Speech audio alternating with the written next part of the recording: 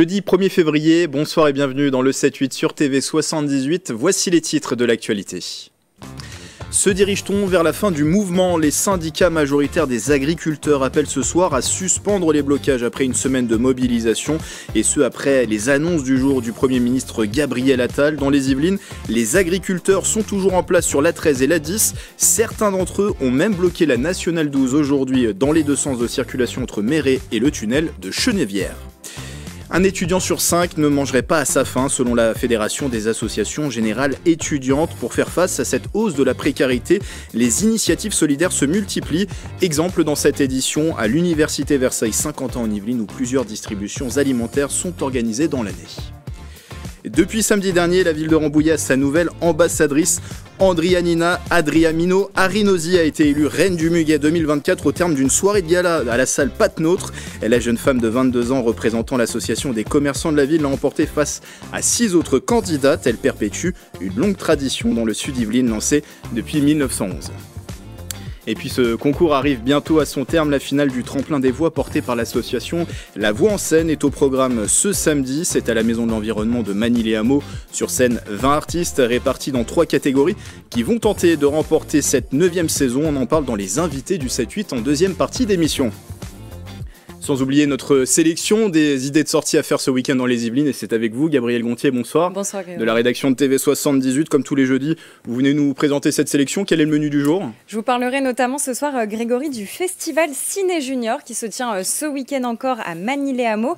Je ne sais pas si vous aimez chanter à vos heures perdues. Je vous parlerai également d'un karaoké en live, sans bande-son, mais avec des musiciens. C'est intéressant. Donc ça, ce sera tout à l'heure dans le 7-8. Mais d'abord, on va faire le point avec vous sur les actualités du jour dans les Yvelines.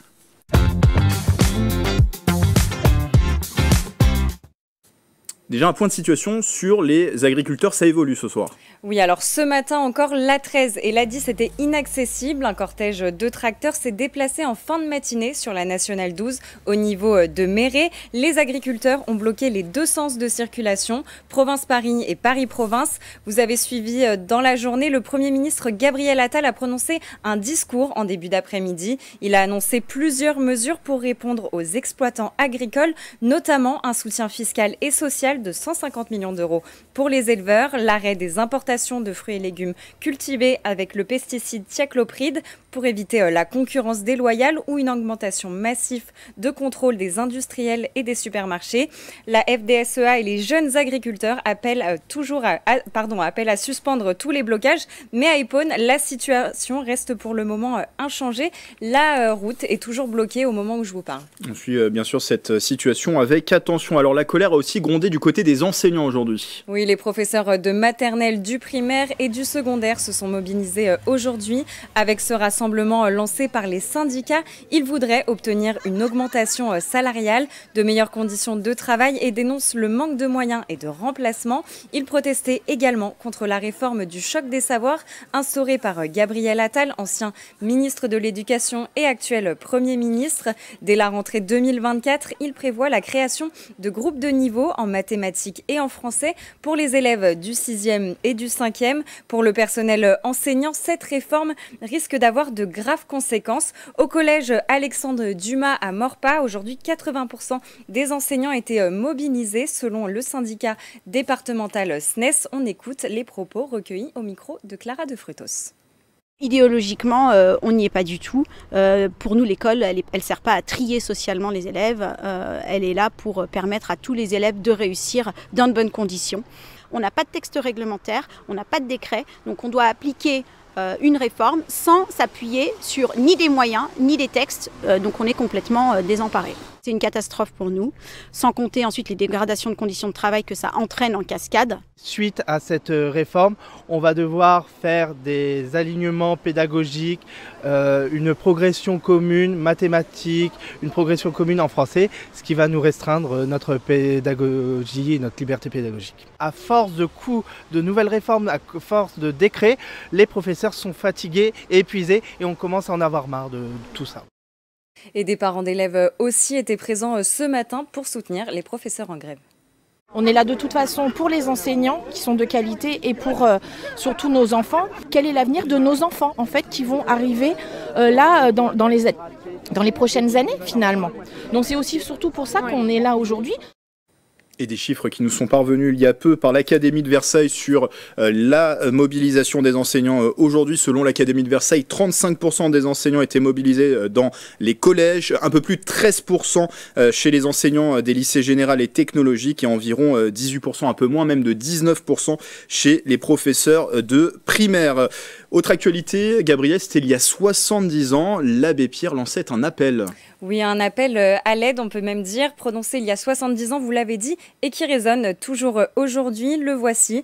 Mes amis, au secours, une femme vient de mourir gelée cette nuit à 3h sur le trottoir du boulevard Sébastopol. Ce message d'indignation reste encore d'actualité. En 2023, ce sont 330 000 personnes qui dorment dans la rue, contre 143 000 en 2012 en France, selon le rapport de la Fondation Abbé Pierre de 2024. À cette occasion, le centre Emmaüs de Bougival organise du 1er au 3 février des expositions et des projections pour partager l'histoire de l'homme d'église qu'était l'abbé Pierre. Une information qui va intéresser les jeunes qui s'interrogent sur leur avenir. Comme chaque année, Guyancourt aide les étudiants dans leur orientation.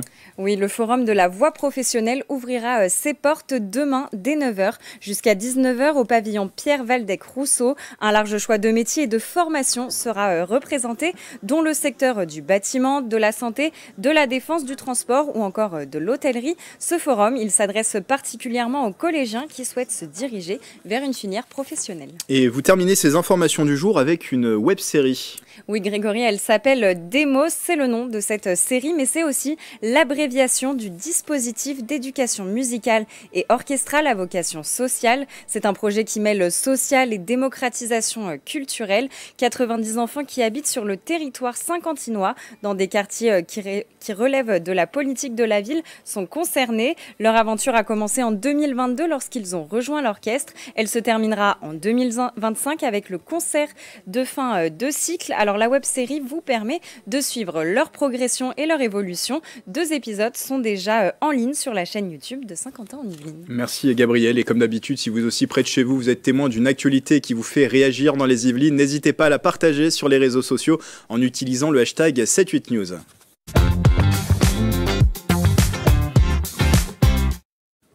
Plusieurs fois dans l'année, les associations étudiantes de l'université Versailles-Saint-Quentin en Yvelines se mobilisent pour venir en aide aux plus précaires.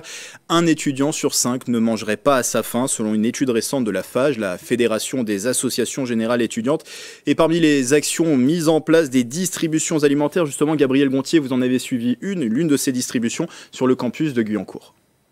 Pâtes, pain, conserves et même produits de première nécessité. Depuis quelques années, les distributions alimentaires sont régulières à l'université de Versailles-Saint-Quentin en Yvelines. On a pas mal de conserves et de soupes, de sauces en bocaux. Et les produits d'hygiène, ça aussi, les étudiants ils prennent tous les produits d'hygiène autant que possible. Même les trucs aussi basiques que le savon, le dentifrice, beaucoup aussi. Les tampons, les serviettes.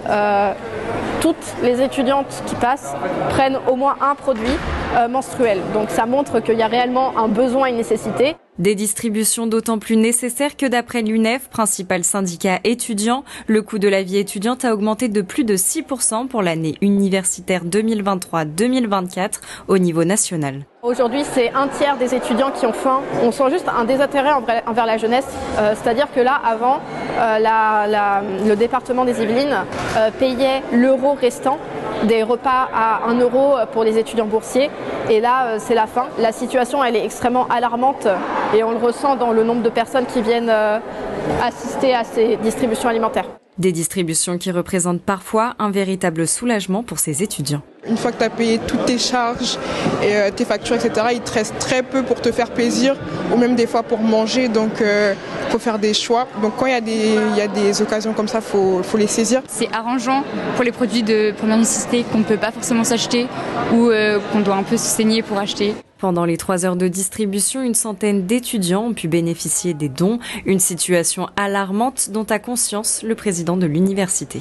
Ça a toujours été un sujet majeur pour notre université, la précarité étudiante. Et évidemment, la période du Covid a été un fort révélateur. On a mis tous les moyens nécessaires, au-delà des moyens que nous offrait l'État. L'université a été l'acteur principal pour soutenir et aider les étudiants. Et je suis très heureux de voir que les associations étudiantes ou les organisations étudiantes aussi sont acteurs. Une solidarité qui va au-delà des murs de l'université puisque l'intégralité des denrées distribuées font l'objet de dons extérieurs. Créer du lien social autour de la musique, c'est le combat que mène Unisson depuis 2019. Cette association récupère et installe des pianos dans des écoles, des EHPAD et des prisons. Ils y sont en libre service, une manière de casser l'image parfois élitiste du piano. Le reportage de Julien Leroy.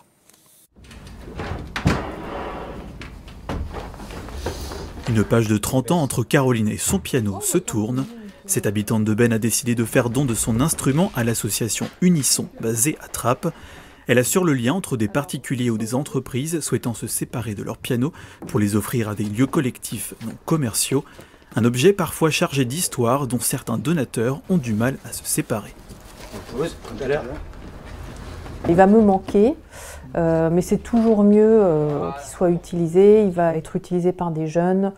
Dans une collectivité, pas très loin de chez nous, donc pour nous c'était la meilleure option plutôt que de le garder ici inutilisé.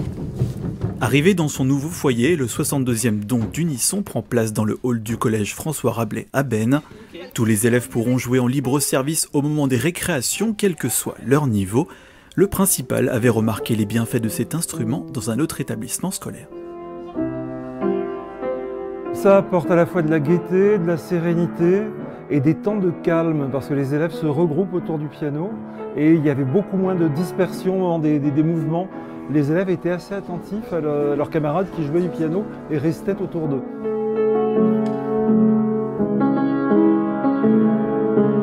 Rien que dans le collège, je suis sûre qu'il y a plein de pianistes que je connais pas et que je pourrais peut-être discuter avec eux si je les vois jouer et tout. On pourrait échanger notre savoir et puis pourquoi pas jouer ensemble.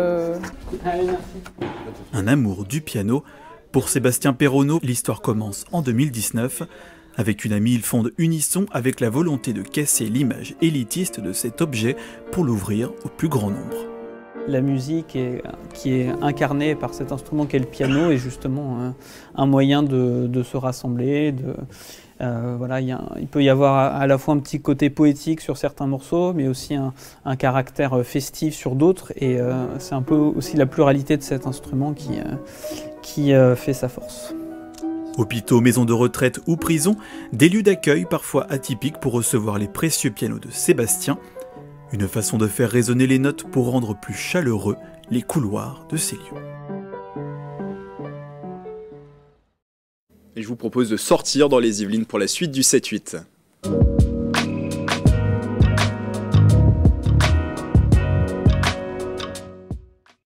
Avec votre sélection, Gabriel Gontier, comme chaque jeudi, on débute avec un rendez-vous à Magny-les-Hameaux.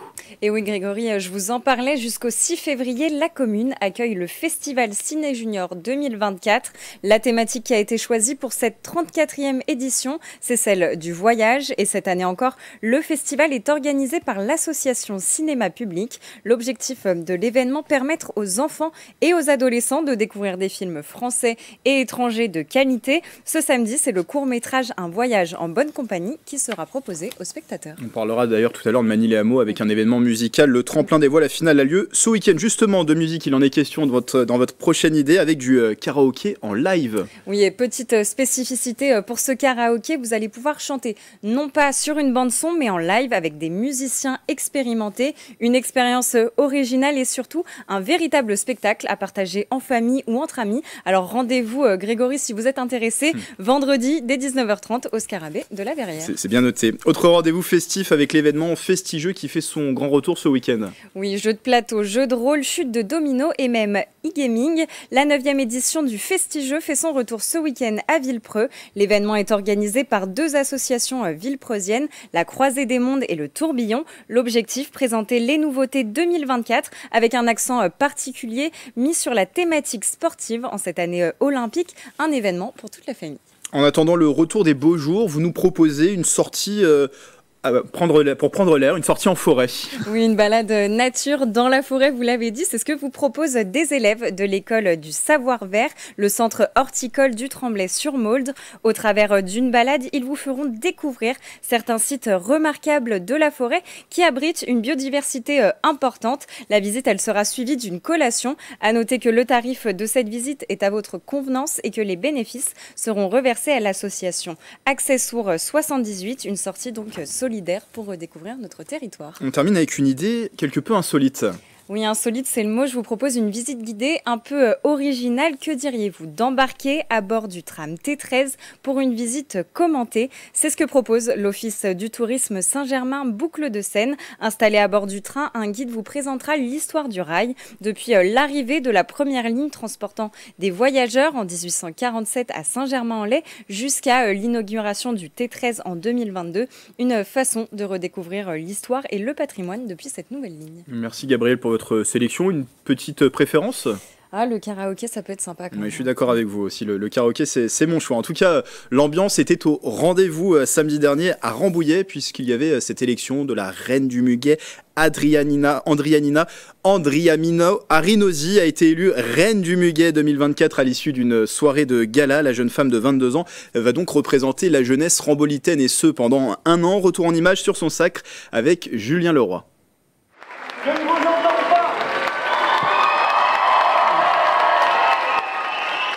Arrivée en fanfare pour les candidates, depuis 1911, la commune de Rambouillet ne déroge pas à sa traditionnelle nuit du muguet. Pour cette édition 2024, 7 prétendantes sont en lice pour devenir reines. Ici, pas de critères physiques, mais l'importance de transmettre des valeurs de solidarité à travers une association de la commune. Chacune d'entre elles représente finalement ce qu'est le bénévolat, la convivialité, le rassemblement des personnes entre elles. C'est aussi les valeurs de la jeunesse qui supportent la ville de Rambouillet. Je suis totalement stressée. Ça se voit pas, bon j'espère. Je suis totalement stressée, je sais pas quoi dire aux autres tables, mais on espère juste que tout se passe bien et puis que la meilleure gagne. Comme pour un concours de beauté classique, chaque candidate doit savoir se présenter en public. Une salle remplie d'environ 450 personnes qu'il faut convaincre de voter pour elle. Andrianina, 22 ans, chanteuse et musicienne, représente l'association des commerçants de Rambouillet. Elle se définit comme une personne organisée, désireuse de se mettre au service de la jeunesse de la commune. J'ai grandi ici et voilà, ça fait partie de moi. Et pouvoir représenter cette ville et en être fière avec l'association qui met à cœur aussi, c'est important. Vous mettez par numéro, Oui. Par numéro. Le moment du dépouillement, une étape solennelle pour ce concours. Les bulletins de la salle sont ajoutés au vote de la presse locale et d'Internet, soit près de 6000 voix. Et la reine du muguet 2024 représente l'association des commerçants et artisans.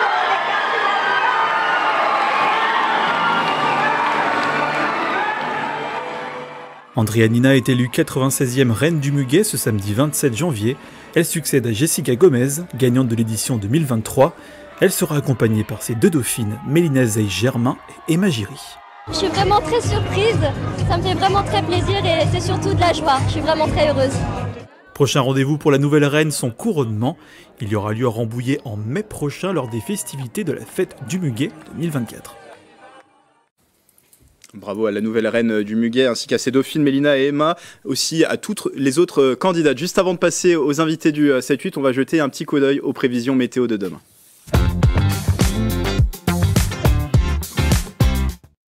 Demain matin, la brume gagnera le territoire yvelinois. Comptez 3 degrés dans les secteurs de Versailles et Mantes-la-Jolie, 2 degrés à Houdan et Rambouillet. L'après-midi, le ciel restera sombre dans le quart nord-ouest des Yvelines. Vous pourrez profiter peut-être de quelques éclaircies autour de Versailles et Rambouillet. Il fera en moyenne de 10 à 11 degrés. Ce week-end, le temps sera plutôt maussade. Pas de rayons de soleil à l'horizon, mais des températures stables avec des minimales à 7 degrés, des maximales à 12 degrés dans le département. Dimanche, on prend les mêmes et on recommence. Des conditions météo et des températures très similaires. Il fera de 7 à 12 degrés. Tout de suite, les invités du 7-8.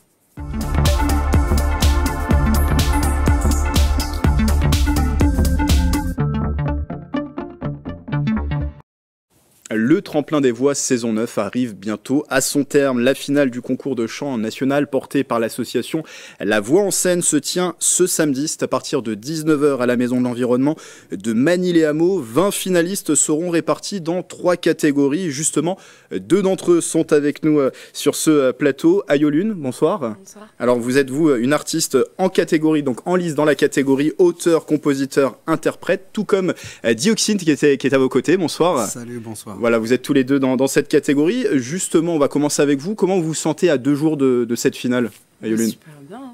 En soi, très excitée de ce qui va se passer. Ça va être un bel événement, donc j'ai hâte. Dioxine? Bon, bah, c'est tout pareil, juste un peu de stress, moi, quand même, je t'avoue. C'est un peu compliqué, mais on gère le stress et de toute façon, on est là pour passer un super bon moment ensemble avec les invités, avec tout le monde. Ça va être génial. On va faire votre connaissance dans un instant. Alors en face de vous, on l'accueille quasiment tous les ans sur ce plateau, c'est Audrey Brouhan. Bonsoir. Bonsoir. Organisatrice de ce tremplin des voix. Alors même question, quel est votre état d'esprit? Là on est dans la dernière ligne droite de cette saison 9. Un peu de rush quand même si avec le temps on est un peu habitué, mais un petit peu de rush, donc que tout se passe bien dès demain, parce que demain ils sont déjà en répète. Alors quelques chiffres de cette 9e saison, plus de 400 candidatures au départ, 160 artistes ont été auditionnés sur 3 auditions. Comment vous avez trouvé le cru de cette édition, de cette 9e saison? Impressionnant, déjà d'être passé du simple au double. Je crois qu'on était à 250 à peu près l'année dernière. On arrive on approche des 500 cette année. Et du coup, le niveau est tellement élevé que c'était très difficile pour nous, que ce soit comité d'écoute et à toutes les étapes. Le jury, je pense qu'ils ont bien transpiré. Et ils seront 20 sur scène du coup pour la finale. Ça. On l'a dit, dans 3 catégories. Il y aura des propositions artistiques différentes pour le public. Oui, en fait, on essaye vraiment de choisir avec eux des titres qui leur correspondent. Aussi, c'est un spectacle, donc c'est en live avec les musiciens. Donc on essaye de voir aussi des chansons qui bougent un peu pour proposer vraiment des choses intéressantes. Alors on va faire la connaissance justement des artistes qui seront sur scène samedi. Alors Ayolune, vous venez de l'Essonne, Savigny-sur-Orge, vous avez 24 ans, la musique est une passion pour vous depuis vos 13 ans, mais ça fait à peu près 3 ans que vous vous enregistrez. Quel est votre style pour ceux qui n'ont encore pas entendu, Ayolune? Je dirais de la pop alternative. J'ai beaucoup d'influences, notamment rock, soul, un peu de jazz aussi parfois. Du coup, je mélange un peu ça à ma sauce et ça donne un côté un peu grunge et pop. Alors pour se faire une idée, on va écouter un extrait de votre prestation en demi-finale. Je veux pas t'en emposer. Ton cœur est bête, te rend presque mignon. T'es si délicat comme la soie. Un peu princier, serais-tu en fait un souverain bébé? Of course, honey. Je peux lire dans tes yeux comme tu as envie de mes bras autour de toi. Alors, pour en entendre davantage, il faudra venir samedi pour la finale. Pourquoi participer à ce tremplin des voix? Qu'est-ce qui vous a attiré dans ce concours? J'avais envie de me challenger, de rencontrer d'autres artistes, de rencontrer des coachs aussi, de voir un peu avec le public ce que mon univers pouvait donner, parce que c'est que très récemment que j'ai changé d'EA et que j'ai commencé à chanter en français, et du coup, je sais pas, j'avais envie de me challenger, de montrer un peu, sortir de ma chambre. Alors dans votre catégorie samedi, il y aura en face de vous notamment Dioxine. Alors vous êtes originaire de la Réunion, mais c'est dans les Yvelines que vous avez passé l'essentiel de votre jeunesse. Exactement. Dans le quartier du Valibou à Plaisir. Vous comptez-vous plusieurs années d'expérience dans la musique au sein du groupe RAS, retour aux sources, et vous êtes revenu sur scène après 10 ans de pause. Pareil, pour ceux qui ne vous connaissent pas, qui êtes-vous? Moi je suis un rappeur de base, de formation. Après je me suis tourné un peu vers le chant, etc. Et c'est vrai que j'ai grandi et j'ai fait mes classes à Plaisir, dans le quartier du Valibou, avec mes compères aussi. Et après, j'ai migré vers la Réunion. Et de la Réunion, j'ai commencé là réellement à travailler ma musique, sortir un album, faire des tournées, faire plein de choses très intéressantes. Après, la vie de famille a fait que je me suis mis un peu derrière, mais je vis encore toujours de la musique. Je suis DA, je travaille avec plein de jeunes de l'île de la Réunion. Et après, je me suis challengé, je me suis dit, allez, c'est parti aussi, je vais me lancer un petit défi pour mes enfants. J'adore voir les yeux de mes enfants briller, donc je dis, c'est parti. Donc pareil, pour se faire une idée, on va écouter un extrait de votre demi-finale. Yes. Je parle avec mes souvenirs, coincés dans mon quotidien. J'entrevois le futur qui m'attire et me dit viens. traversé tant d'épreuves sans comprendre le sens. Ce que la vie m'a appris, je l'ai pris et compris, flirter avec ma chance. Boubou ba ba ba. Même si tout s'effondre, je ne dois pas renoncer. Je crois en moi, je suis prêt à avancer. On m'a dit vis dans ce monde. Alors même question que pour Ayolune. Alors vous avez parlé de challenge, c'est ça qui vous a attiré dans ce tremplin? Bah oui, à un moment en fait j'ai repris la musique au bout de 10 ans et j'avais vraiment envie, cette envie de me lancer des défis, de sortir des nouveaux titres, essayer de me challenger, comme disait Ayolune aussi. Et je pense aussi que je l'ai fait beaucoup pour mes enfants. Voilà, comme je l'ai dit tout à l'heure, j'adore voir les yeux de mes enfants briller et j'ai envie aussi de leur montrer qu'un rêve, il faut aussi croire en ses rêves. Et je pense que je suis l'exemple et on est les miroirs pour les enfants aussi. Donc ouais, je fais beaucoup pour mes enfants. Audrey, on le disait, différentes propositions musicales, il y a aussi différents parcours de vie, parcours artistiques aussi qui sont représentés dans ce tremplin. Exactement, puisque comme il y a plusieurs catégories, on a cette année des petits qui ont 9 ans. Qui démarrent, il y en a pour qui c'est la première scène et on a effectivement des artistes émergents qui ont déjà un certain parcours et on essaie vraiment de les accompagner à chacun à leur niveau de développement en fait. Voilà. Avant la finale, ils ont été accompagnés par des coachs, c'est ça ? Oui, à chaque étape, on les coach, alors en collectif, puis en individuel. Et demain, ils ont une grosse session de travail, de coaching scénique, de coaching vocal et même de formation sur le développement artistique. Pour que tout soit prêt pour samedi. Alors, vous avez parlé des 3 catégories. Il y a auteur, compositeur, interprète. Il y a la catégorie moins de 18 ans et plus de 18 ans, c'est bien ça ? C'est ça. Pour ce tremplin des voix. Alors comment va se dérouler la soirée pour ceux qui ne connaissent pas le principe? On le connaît bien ici à TV78, mais comment ça va se dérouler? Alors du coup, ça commence à 19h déjà. Le public peut voter. Du coup, il y a 2 prix, prix du public, prix du jury. Le public pourra voter comme le jury. Donc voilà, ce sera en direct sur les réseaux sociaux, sur YouTube. Du coup, ce sera parti pour... Parce que ce qui est bien, si on ne peut pas venir sur place, on peut suivre la soirée à distance sur la page YouTube de La Voix en Scène et on peut voter aussi à distance, c'est bien ça ? On peut voter également à distance. Alors 2 prix seront remis, vous avez dit prix du jury, prix du public. Le jury, pour en parler cette année, est-ce que c'est peu ou prou les mêmes personnes qui le composent chaque année? Est-ce qu'il y a d'autres éléments cette année dans le jury ? En partie, c'est des figures du secteur, du 78, qui représentent un peu différentes catégories du milieu professionnel. Et puis, chaque année, on a des nouveaux qui rejoignent les anciens, on va dire.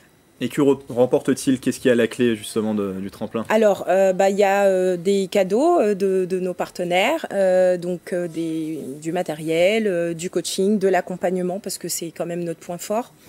De l'enregistrement studio, voilà, déjà. Avoir plein de micros et tout ça, c'est bonne chose. Super.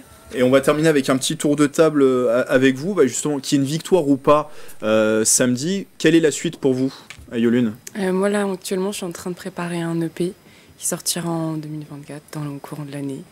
Donc voilà, et j'ai un single aussi pour fin février. Et pour vous, Yuxin? Moi, pareil aussi, je travaille sur un projet là qui sortirait cette année, fin d'année.